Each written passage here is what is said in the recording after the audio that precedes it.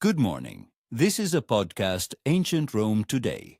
Since February is coming to its end, it might be the right time to talk about and discover its origins. You may have already guessed that the history of ancient Rome can tell us more about the origins of this month. In fact, at the beginning of Roman history, Romulus's calendar consisted of 10 months with 304 days in total. The year began in March and ended in December, which was the 10th and last month of the year.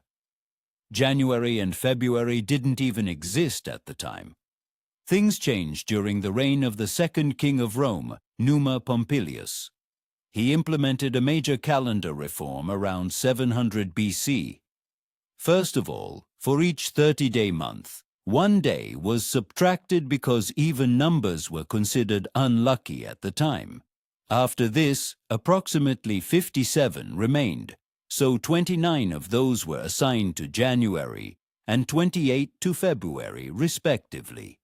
Given that February contained an even number of days, it was considered unlucky at that time. Given that the lunar year lasted around 355 days, while the solar year consisted of approximately 365 days, the intermediate month called Mercedonius was added from time to time in order to align the seasonality.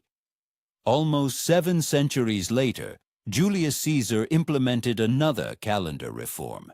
He wanted to align the length of the calendar with that of the solar year. To compensate for the fact that the solar year lasts 365 days, 5 hours, and 48 minutes, the Julian reform introduced leap years of 366 days, one every 4 years.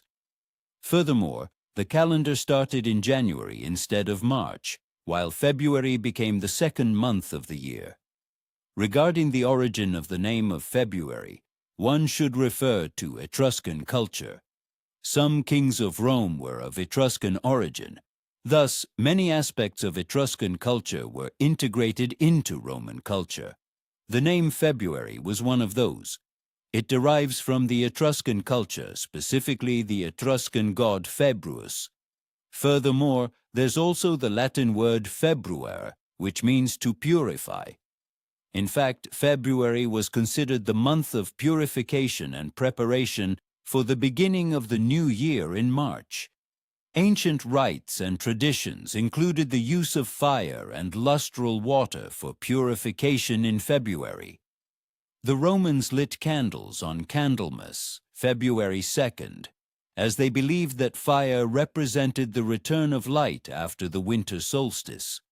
In a nutshell, February symbolized purification, transition, and rebirth. It was considered the bridge between the darkness of winter and the light of spring. In fact, even today, February is a transitional month, when nature slowly awakens after the cold and darkness of winter.